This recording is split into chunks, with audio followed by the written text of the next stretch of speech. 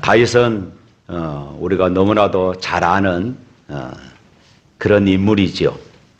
소년의 몸으로 당시 최대의 적 블레셋의 이 골리앗 장군을 단숨에 죽이고 이 전쟁에서 승리케 했던 그런 장본인이기도 합니다.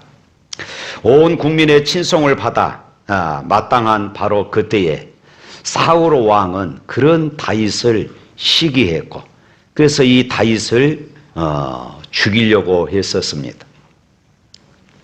하는 수 없이 이 다윗은 사울을 피해서 가만히 서 있어도 힘들 그런 사막으로 도망을 가야 했고 밤이면은 또 추위가 엄습해오는 그런 동굴에서 또 하룻밤을 기거해야 하는 이런 비참한 삶을 삽니다.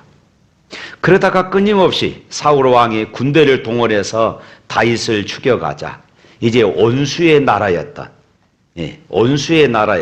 골리앗의 나라였던 그 나라로 망명을 가게 되어지고 그곳에서 사람들이 다윗을 알아보자 자신의 목숨을 부지하고자 미친 채 하면서 침을 질질 흐르고 그리고 손바닥으로 이 벽을 긁으면서 그러다가 겨우 목숨을 부지해서 그곳에서 살아나온 그런 사람이기도 합니다.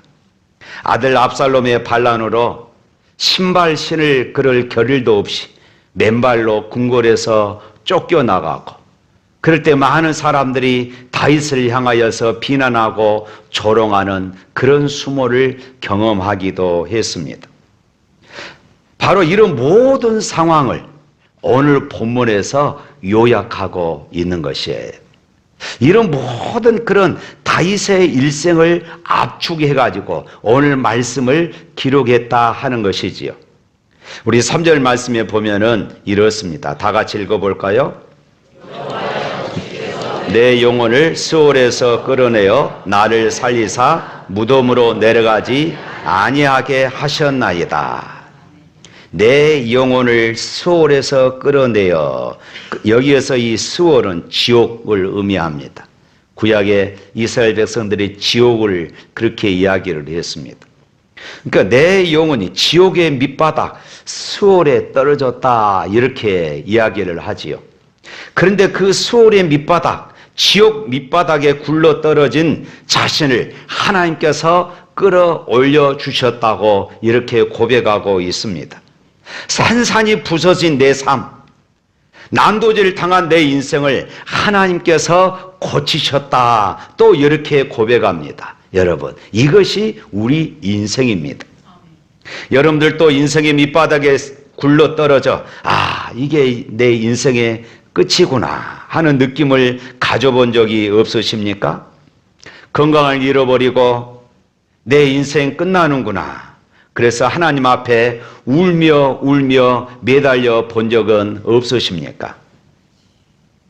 아니면은 자녀의 문제로, 때로는 직장의 문제로, 때로는 사업의 문제로, 때로는 경제적인 문제로 하나님 앞에 목 놓아 울어보신 적은 없습니까? 바로 이것이 오늘 다윗의 모습이었다는 것입니다. 다윗을 연구한 학자들은 다윗의 생애를 살펴보면서 한마디로 이렇게 요약을 했습니다. 다윗 생애엔 기적이 없었다. 우리가 생각하기에 다윗은 참 기적을 많이 경험한 것 같은데 학자들이 동일하게 그렇게 말했습니다. 다윗 생애에 기적이 없었다. 다윗에게 기적이 있었다면 어떤 위기에 빠져도 뜨겁게 하나님을 사랑했다는 것, 바로 이것이 다윗의 기적이었습니다. 뜨겁게 하나님을 사랑하는 사람으로 살았다는 것입니다. 하나님의 사랑을 잃어버리지 않는 기적이 있었다는 것입니다. 그런 위기 때마다 무릎을 꿇고 하나님 앞에 엎드렸고 그 위기를 기회로 만들어내는 그런 기적의 사람이었던 것입니다. 고난과 시련을 통하여서 영적인 실력을 쌓아갔습니다. 그리고 그 쌓여진 영적인 내공으로 위기를 언제나 승리로 만들어냈던 기적의 사람 바로 다윗이었던 것입니다. 그런데 오늘 본문에 보면요, 다윗의 삶에도 허물이 있었음을 자신이 고백하고 있습니다. 다윗은 형통할 때 자기가 잘나서 그런 줄 알았어요. 요즘으로 말하면은 좀 목에다 힘도 주고 좀 교만했다는 그런 의미이겠지요. 그러다가 고난을 당했고 그때 비로소 하나님의 은혜를 깊이 깨닫게 되어집니다. 이런 과정을 거치면서 다윗은 항상 하나님을 의지하고 감사하는 그런 생활을 배우게 되어지는 것이에요. 우리 6절 말씀 한번 읽어볼까요? 6절, 내가 형통할 때에 말하기를 영원히 흔들리지 아니하리라 하였도다. 그런 과거 형통할 때에, 잘 나갈 때에, 편안할 때에, 아무런 문제가 없을 때에, 야, 이제 내 인생 이렇게 살아가는구나 하면서 교만했다는 것이에요. 그러나 사실 자신이 그만큼 축복받고 형통한 삶을 살았던 것은 바로 하나님의 은혜 때문이 아니었을까요? 그러나 한동안 잘 나가니까, 좀 잘 되니까, 모든 일들이 형통하니까 모든 것이 자기 힘으로 잘 되는 줄 알고 다윗은 자신만만했던 것입니다. 그러나 그 교만은 오래가지 않았어요. 하나님께서 도와주지 않으시니까 그 쌓았던 명성이, 그 쌓았던 권세가 하루아침에 다 무너집니다. 고난을 당하면서 다윗은 이제 그런 사실을 깨닫게 되어져요. 여러분, 이것이 은혜입니다. 내가 고난당할 때에 그 가운데에 감추어진 하나님의 은혜를 발견한 사람, 바로 이 사람이 복 있는 사람인 것을 믿으시기를 축복합니다. 그래서 7절 말씀에 다윗은 이렇게 고백하지요.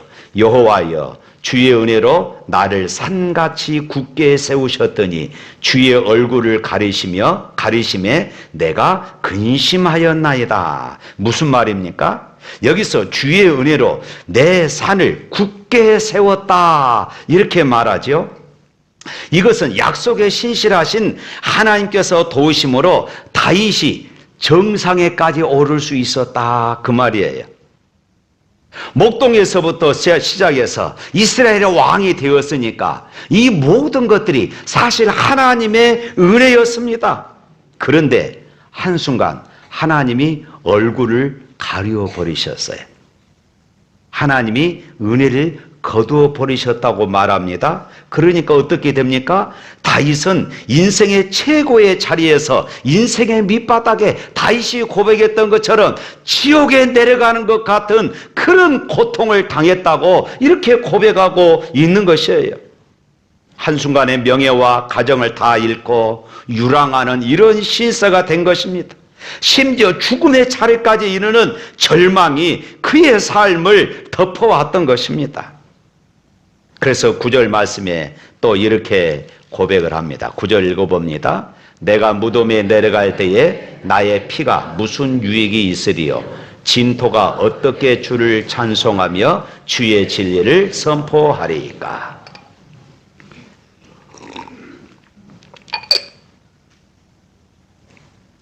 쉽게 말하면 최악입니다.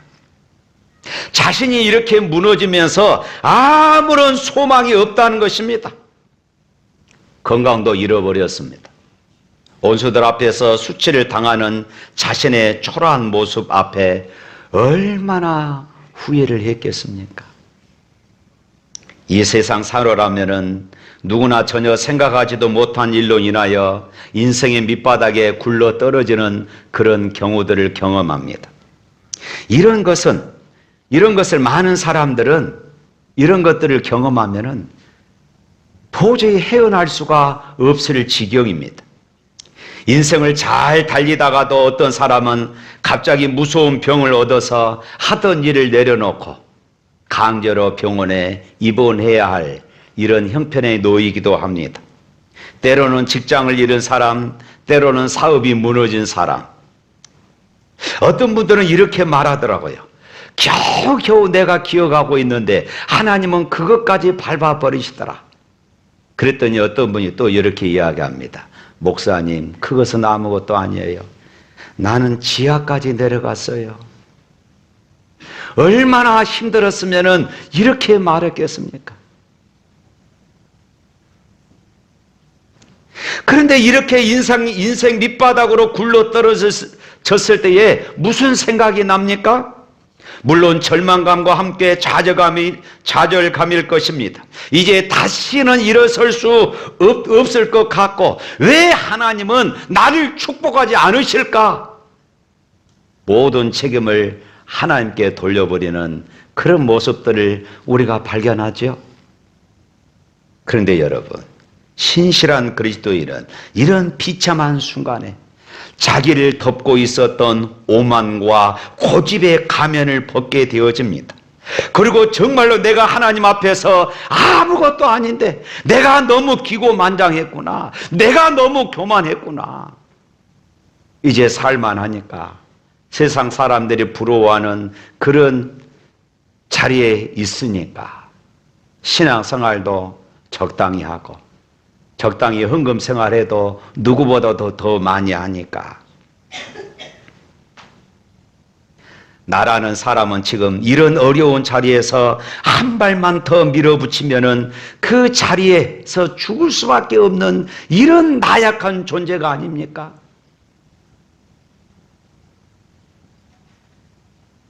바로 이런 상황에서 다윗이 이 고난의 자리, 바로 이 실패의 자리에서 다윗이 무엇을 했는가? 오늘 본문은 기록하고 있습니다. 우리 8절에 있는 말씀 한번 읽어볼까요? 8절에 있는 말씀, 여호와께 간구하기를, 여호와여 내가 주께 부르짖고 여호와께 간구하기를. 또 10절 말씀 읽어봅니다. 여호와여 들으시고 내게 은혜를 베푸소서, 여호와여 나를 돕는 자가 되소서 하였나이다. 다윗은 고백합니다. 주께 부르짖고 여호와께 간구했다고 말합니다. 나를 긍휼히 여기소서, 여호와여 나를 돕는 자가 되소서. 하나님 나를 살려주세요. 처절하게 하나님 앞에 엎드려 그렇게 부르짖는 것입니다. 하나님이 나를 긍휼히 여기지 않으시면 내가 일어설 수가 없습니다. 하나님 나를 살려주세요. 나를 불쌍히 여겨주세요. 생각해 보세요. 이 땅에서 아직 많은 것을 할 것 같은데 무기력하게 무너지는 자신의 모습, 직장에서 밀려나고 사업에서 실패하고 때로는 질병의 무게에 눌려 죽음 앞에 섰다면은 이 얼마나 고통이 크겠습니까? 지금 이 상황이 다윗의 상황이었습니다. 다윗은 고백을 합니다. 4절 말씀입니다. 4절 말씀 시작.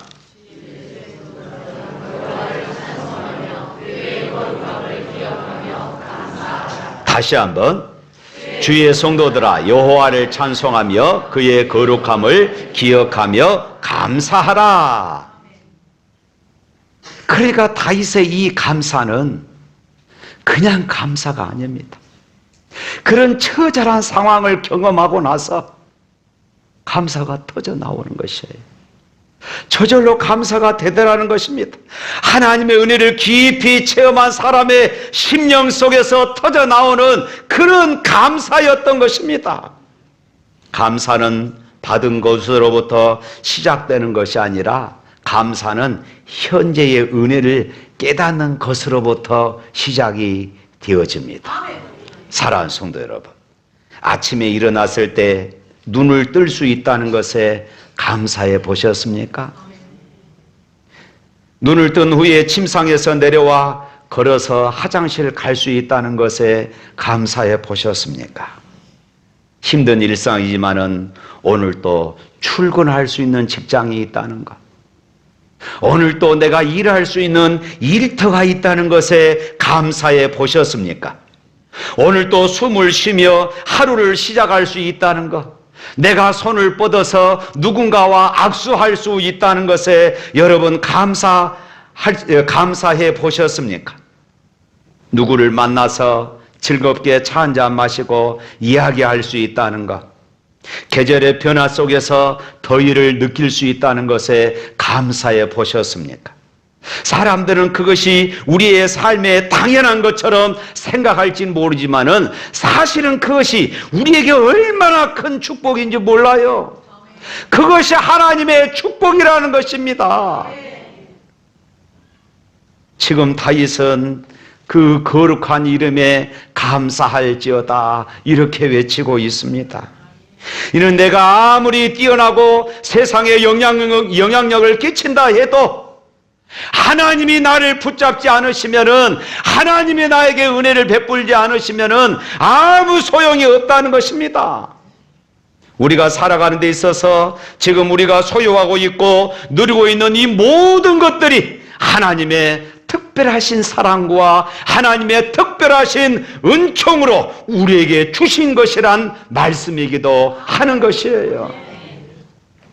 만일 하나님께서 우리의 삶에 필요한 것들을 공급하지 않으셨다면 우리는 단 한순간도 삶을 영위해 나갈 수 없습니다.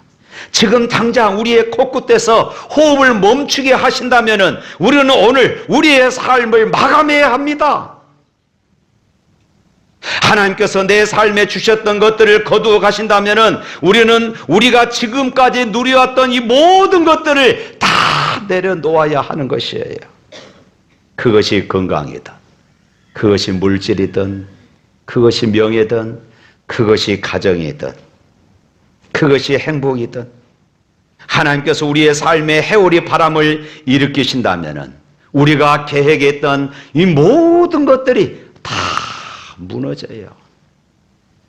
하나님께서 우리의 소유를 불어버리시면 아무리 많이 쌓아놓았다 할지라도 한순간에 다 날아가 버리는 것입니다. 사랑하는 성도 여러분, 지금까지 우리가 풍요롭지 못하지만은 먹을 것, 입을 것, 마실 것 크게 걱정하지 않고 살아올 수 있었던 것 모두 하나님의 은혜입니다. 하나님께서 날마다 우리에게 우리의 필요에 따라 공급해 주셨기 때문에 이렇게나마 살아올 수 있었음을 믿으시기를 바랍니다. 그렇다면 여러분, 오늘 우리가 무엇에 감사해야 할지 우리가 분명해지는 것입니다. 우리의 삶에 어떤 기적 같은 일이 일어나야만 감사할 수 있는 것이 아니에요. 평범하게 살아가는 우리의 일상이 모두 감사거리입니다. 할렐루야. 그래서 하나님께서 우리에게 데살로니가전서 5장 18절 말씀에 그러지요. 범사에 감사하라. 이것이 그리스도 예수 안에서 너희를 향하신 하나님의 뜻이다. 범사에 감사하라고 말하고 있어요. 그래야만 우리의 삶에 하나님의 은혜가 가득히 임하여 역사하시는 그 은혜를 우리가 풍성히 누릴 수 있기 때문인 것입니다. 다윗은 또 이렇게 고백합니다. 5절과 6절 말씀 읽어봅니다. 그의 노여움은 잠깐이요 그의 은총은 평생이로다. 저녁에는 울음이 깃들일지라도 아침에는 기쁨이 오리로다. 내가 형통할 때에 말하기를 흔들리지 아니하리라 하였도다. 그 노여움은 잠깐이요 그 은총은 평생이로다. 저녁에는 울음이 기숙여 할지라도 아침에는 기쁨이 오리라. 여러분도 아시지만은 하박국을 보세요.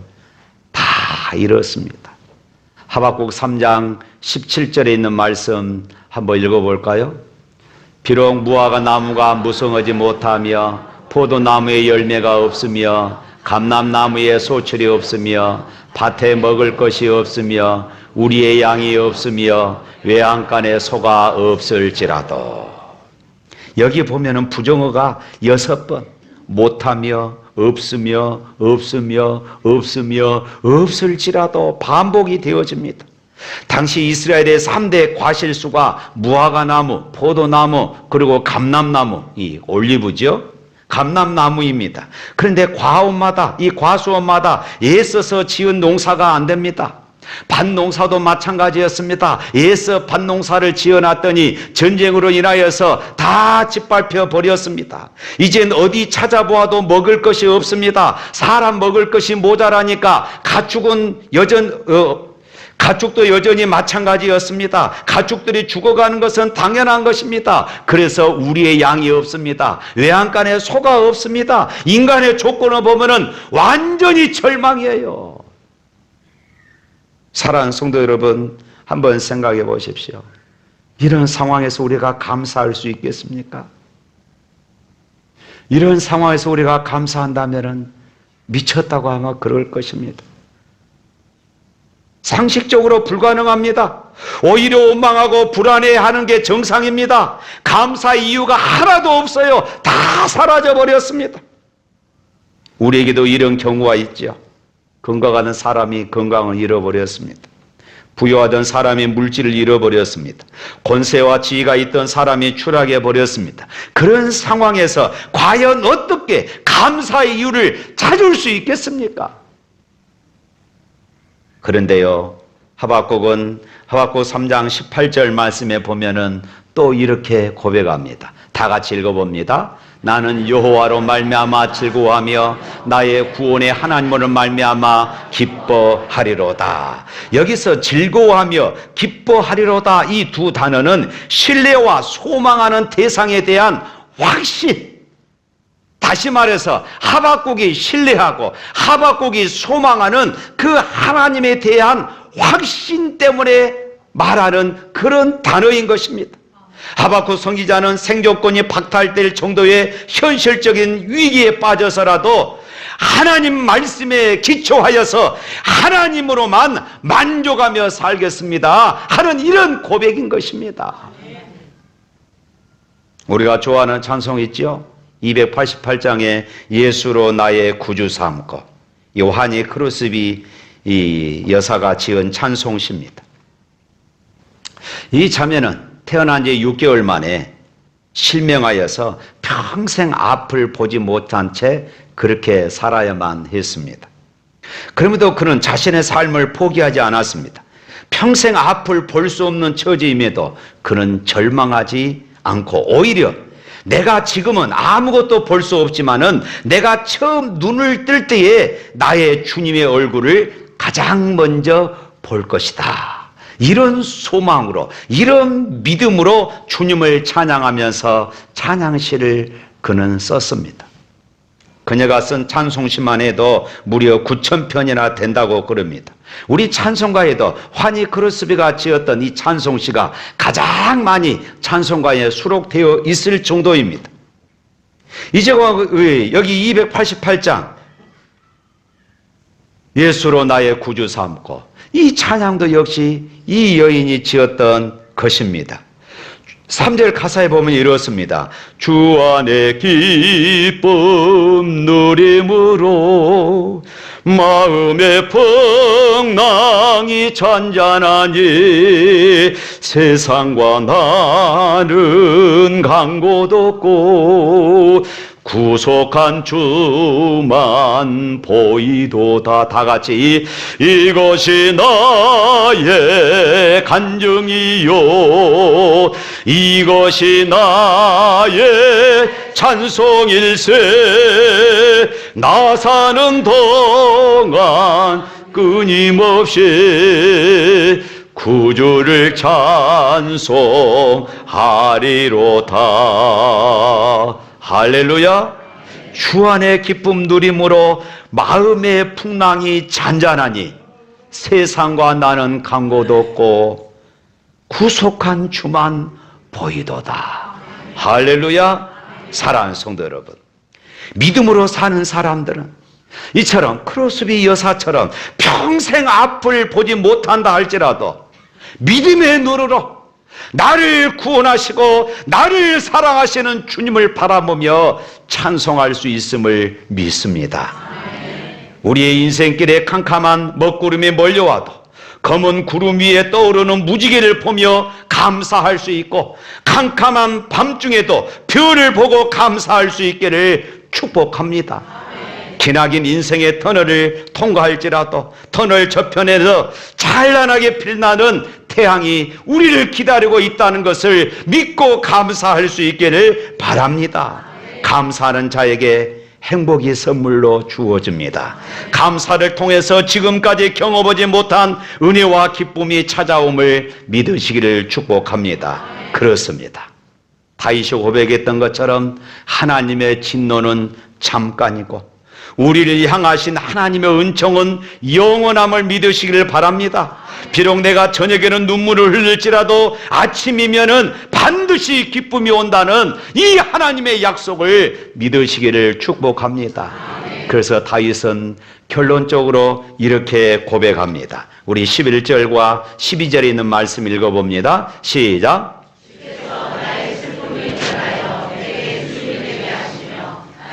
베옷을 벗기고 기쁨을 띠우셨나이다.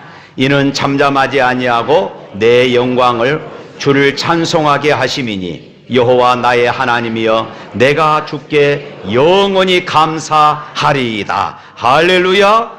하나님은 오늘 우리의 슬픔을 춤으로 바꾸어 주시기를 원하시는 분이십니다. 내가 고난의 자리에서 신음할 때에 주님은 내 곁에 다가오셔서 내 손을 붙잡아 주셔요. 그리고 함께 일어나 춤을 추자고 권하고 계십니다. 예수님은 우리의 슬픔 속으로 들어오셔서 우리의 손을 붙잡아 주시는 분이심을 믿습니다. 잡아 일으키시며 함께 춤을 청하십니다. 주님의 손으로 잡아 일으키시고 일으키신 후에는 기쁨의 환희의 춤판으로 우리를 이끌어 가시는 것입니다. 주님은 오늘 또 우리의 고난의 무대 속으로 걸어오셔서 탄식을 노래로, 절망을 희망으로, 슬픔을 춤으로 바꾸어 주시는 분임을 믿습니다. 그리고 그 고난을 이길 수 있도록 격려해 주시고 손을 잡아 주시는 것입니다. 그리고 주님이 예비하신 무대에서 우리가 간증의 찬송을 이것이 나의 간증이요 이것이 나의 찬송이라고 춤을 추며 하답하게 되어질 것입니다. 미국의 TV와 라디오 진행자로 유명한 두버라 노빌이라는 분이 감사의 힘이라는 책을 썼습니다. 그는 감사합니다. 이 짤막한 한마디, 이 말이 인생 전체를 바꿀 만한 강력한 힘이 있다고 그는 서술합니다. 개인의 잠재력을 끌어올릴 수 있는 비밀 열쇠라고 말합니다. 이 감사합니다. 이 말 한마디가 좋은 인간관계를 맺고 건강한 삶을 살게 하고 그리고 명령력을 길러준다고 합니다. 감사합니다. 옆 사람과 인사 나눌까요? 감사합니다. 몇 초 걸린 것 같습니까? 0.3초라고 그럽니다. 감사합니다. 이 한마디가 0.3초라고 그래요. 0.3초의 감사의 습관이 감사하지 않는 사람에 비해 평균 10년 이상 장수한다고 그래요. 장수하고 싶으십니까? 감사하십시오. 사랑하는 성도 여러분, 여러분 주보에 맥주 감사헌금 봉투가 들어가 있습니다. 여러분 그 주보에 그 감사헌금 봉투에 다음 주에 감사헌금 드릴 때에 반드시 감사의 제목 3가지를 기록해 보십시오. 지난 6개월 동안 하나님이 나에게 어떤 은혜를 주셨는가를 여러분 꼭 기록해 보십시오. 감사는 표현할수록 커집니다. 감사는 기록할수록 더 오래 기억된다고 그럽니다. 감사는 나눌수록 눈동이처럼 커진다고 그럽니다. 0.3초의 기적이 바로 감사합니다. 이 단어라고 그럽니다. 이 한마디의 고백에 바로 기적이 담겨 있습니다. 감사의 고백은 우리의 삶의 기적을 일으킵니다. 감사는 절망의 자리에서 소망을 품게 합니다. 감사를 통하여서 탄식의 한숨이 변하고 그 속에 찾아오셔서 춤을 추게 하시는 그 하나님의 은혜를 누릴 수 있기를 주님의 이름으로 축복합니다. 우리 찬양하겠습니다.